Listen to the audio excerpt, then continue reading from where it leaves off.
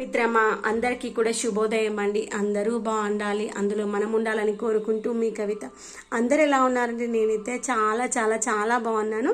మీరు కూడా బాగుండాలని ఆశిస్తున్నాను. ఇదిగోని మనము మట్టి ప్రమిదలు ఉంటాయి కదా, సేమ్ అదే షేప్లో ఉన్నటువంటి దీపాలు అయితే నేను తెచ్చుకున్నాను. వీటిలో మనము అలాంటి వత్తైనా వేసుకోవచ్చు, లేదంటే పువ్వు వత్తైనా వేసుకొని దీపారాధన చేసుకోవచ్చు అనమాట. అలా మల్టీపర్పస్ వాడుకునేలాగా ఉంటుందనేసి అయితే తెచ్చుకున్నాను. కొన్నింటికేమో ఇలా సైడ్కి వేస్తాము, మధ్యలో కూడా వేస్తాం కదా, ఇలాంటివి కావు. వీటికి అయితే డిఫరెన్స్ ఉంది, మీరు అబ్జర్వ్ చేశారా? బాగా అనిపించాయి, అందుకని తీసుకొచ్చాను అనమాట. అందరికీ కూడా మరొకసారి పొలిపాడ్యమి శుభాకాంక్షలు అండి. ఈ రోజుతోనైతే మనకి శ్రావణ మాసం అయితే అయిపోతుంది కదా. శ్రావణ మాసం మనకు శుక్రవారంతో స్టార్ట్ అయింది, శనివారంతోనైతే ముగుస్తుంది. ఇంకా రేపటి నుంచి శ్రావణ మాసం అయిపోయిన తర్వాత ఏంటి, శ్రావణంతో భాద్రపదమే కదా అనుకుంటాను, మర్చిపోయాను. తెలిసే కామెంట్ సెక్షన్ చెప్పండి. ఇంకొక 4 రోజులు అయితే మనకి మళ్ళీ వినాయక చవితి ప్రారంభం. మనకి ఇంకా శ్రావణ మాసం స్టార్ట్ అయిందంటేనే ఇంకా పండగలు కదా. నెక్స్ట్ వినాయక చవితి, వినాయక నవరాత్రులు, తర్వాత మళ్ళీ దసరా తర్వాత దీపావళి, ఇలా ఒక దాని తర్వాత ఒకటి రోజులైతే మారుతూనే ఉన్నాయి. ఈసారి వినాయక చవితికి మనం ఎలా సెలబ్రేట్ చేసుకుంటాము ఏంటనేది ఈరోజు వీడియోలో, సెలబ్రేషన్స్ కాదు, వినాయక చవితి కోసం నేనేమేమి తెచ్చుకున్నాను ఈరోజు వీడియోలో చెప్తాను. ఇదిగోండి, ఈ యొక్క బుజ్జి దీపాలు ఉన్నాయి కదా, ఇవి తెచ్చుకున్నాను. వినాయకుడికి నక్షత్ర హారతి ఇవ్వాలి అనిపించింది. ఏంటో నాకు దేవుడికి దీపారాధన, తర్వాత మొక్కలు వంటి ఇవి రెండింటిలో చాలా హ్యాపీనెస్ అయితే అనిపిస్తుంది. నా హ్యాపీనెస్ని అయితే మా హస్బెండ్ ఎప్పుడు కూడా వద్దు అన్నారనమాట. సర్లే, దానికి అక్కడే ఇష్టం ఉంది కదా, అక్కడైనా తను హ్యాపీగా ఉండాలి అనిపిస్తుంది. నాకు ఇవి కావాలమ్మా అని చెప్పగానే మా హస్బెండ్ అయితే సికింద్రాబాద్ తీసుకెళ్ళి నాకు ఏమేం కావాలో అన్నీ ఇప్పించారు. తర్వాత అనిపించింది, ఇలా మన ఇష్టాన్ని కూడా గౌరవించే భర్త దొరకడం జీవితంలో అంతకు మించి ఆనందం ఇంకేముండదు కదా అనిపించింది. నేను ఒకటికి 4 సార్లు ఆలోచిస్తాను, ఇంత ప్రైస్ ఎక్కువైంది, నేను ఖర్చు ఎక్కువ పెట్టానా అనిపిస్తుంది. కానీ తను పంప ఎప్పుడు అన్నారనమాట. నేనే వచ్చాక ఆలోచిస్తే, అయింది ఇంత 4000 కదా, నీకు అవసరం ఉండే కొనుక్కున్నావు కదా, వస్తువులు పాడేవి కావు కదా అంటే, అవును అవి ఈరోజు కాదు, నెక్స్ట్ తర్వాత జనరేషన్స్ కూడా యూజ్, మళ్ళీ అలా తెలిసినప్పుడు ఎందుకు అంతగానో ఆలోచిస్తావు అని అనమాట.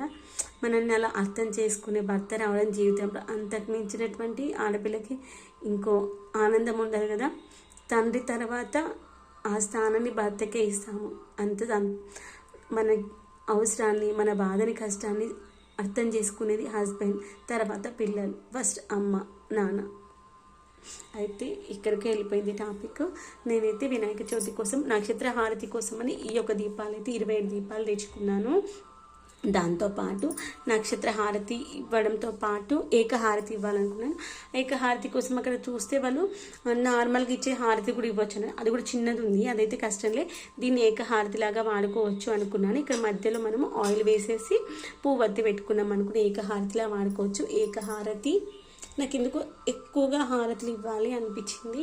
దేవుడు అంటేనే మనము ధూపము, దీపము, నివేదన కదా, అంతే అనిపిస్తుంది. ప్రసాదాలు ఎన్ని పెట్టినా అది మనకు భగవంతుడైతే తినడు. మనం భగవంతుడికి ఇచ్చేది ధూపము, దీపము, నైవేద్యము కదా. ధూపం చూపిస్తాము, దీపం చూపిస్తాం, ఇవి మాత్రమే దేవుడి వరకు చేరుతాయి. ప్రసాదాలు పెడతాము కానీ దేవుడికి చూపిస్తాం, తర్వాత మనమే తీసుకుంటాం కదా.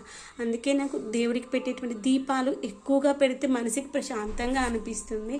అలానే ఆ యొక్క వినాయకుడి దగ్గర జరిగేటువంటి పూజలు కూడా ఎక్కువ దీపాలు పెట్టాలి అనిపించింది. అది ఈసారి మేమైతే వినాయకుడిని అయితే ఇస్తున్నాం అనమాట. ఒక్కొక్కసారి ఒక్కొక్కరు మొక్కుకున్న దాన్ని బట్టి ఇస్తామన్నమాట. మా దగ్గర ఉన్నటువంటి వినాయకుడికి, మా గల్లీలో ఉన్న వినాయకుడిని ఈసారి నేను ఇవ్వాలి అనుకున్నాను. లాస్ట్ టైం మొక్కుకున్నాం అనమాట. నేను మొక్కుకున్నాను చెప్పాను మా హస్బెండ్కి, తను కూడా మొక్కుకున్నారు. మా మొక్కును వినాయక స్వామి అయితే నెరవేర్చారు. నేను అయితే ఒక్క విషయాన్ని నమ్ముతాను, జీవితంలో మనకు కష్టం వస్తే మన కష్టాన్ని అర్థం చేసుకొని మనకు వచ్చిన కష్టాన్ని తీర్చేది భగవంతుడు మాత్రమే, ఇంకెవ్వరూ కాదు ముమ్మాటికి. అందుకని నేనైతే దేవుడికి మొక్కుకున్నాను అనమాట. నా కోరిక ఆ వినాయక చవితి వరకు నెరవేరింది. ఇంకా ఆ లాస్ట్ టైం వినాయక చవితికి ఇద్దామనుకున్నాను, కానీ మా హస్బెండ్కి అప్పుడే చెన్నైలో పోస్టింగ్ వచ్చిందనమాట. వినాయక చవితికి చెన్నైలో ఉన్నారు, అప్పుడు మాకు పండగ కూడా లేదనమాట. అంటే ముడ్డు వచ్చింది, అలా అనేసి ఇంకా ఆ టైంలో ఇవ్వద్దులే అనుకున్నాము. ఇంక ఈసారి అయితే ఇద్దామనుకున్నాను. నాకు మొన్నటిదాకా 2 రోజుల ముందు నుండి ఇంకొక భయం పట్టుకుందనమాట.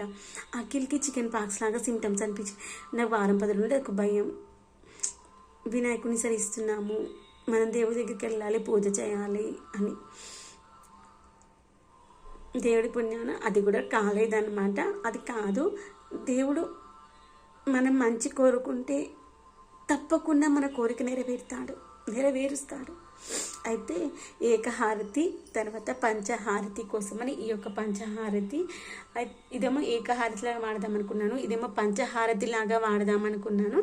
ఇవన్నింటిని కలిపి ఒక తాంబాలంలో పెట్టేసి ఈ దీపాలన్నింటినీ తాంబలంలో పెట్టేసి నక్షత్ర హారతి లాగా ఇద్దామనుకున్నాను.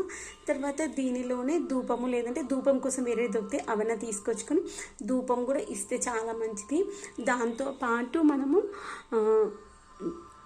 కాసు హారతి కూడా ఇస్తారు, మంగళ హారతి, ఇలా రకరకాల హారతి నాకు చాలా ఇష్టం అన్నమాట. దేవుడికి ఎంత మనము దీపాలన చేసి ఎన్ని హారతులు ఇస్తే మనసుకి చాలా ప్రశాంతత ఉంటుంది. మనకు ప్రశాంతతకు మించి ఇంకేమీ ఉండదు కదా, అవునా కాదా చెప్పండి. దాంతోపాటు ఈ యొక్క ప్రసాదం కోసం అయితే ఒక 5 బౌల్స్ తీసుకున్నాను. యాక్చువల్లీ 9 బౌల్స్ తీసుకుందాం అనుకున్నా, ప్రైస్ మరి టూ మచ్గా ఉందిలే, సరే 5 ఉండని. 5 ఉంటే వీటిని మనం మల్టీపర్పస్ వాడచ్చు అనుకున్నాను.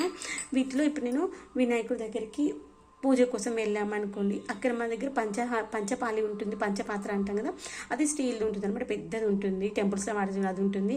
కానీ నాకు పూజ దగ్గర అంటే నాకు స్టీల్ వాడడం ఇష్టం. అందుకనే ఏమనుకున్నా అంటే ఇవి 5 తీసుకున్నాను కదా, ఒక దాంట్లో పసుపు, ఇప్పుడు ఇలా అనమాట, ఒక దాంట్లో పసుపు, ఒక దాంట్లో కుంకుమ, ఇంకొక దాంట్లో గంధము, ఇంకొక దాంట్లో అక్షంతలు 4 వచ్చేస్తాయి.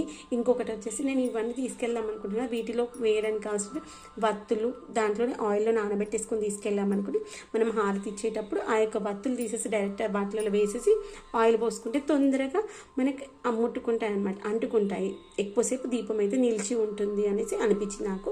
అందుకని ఒక దీపాన్ని అలా వాడుకుందాము అనుకున్నాను.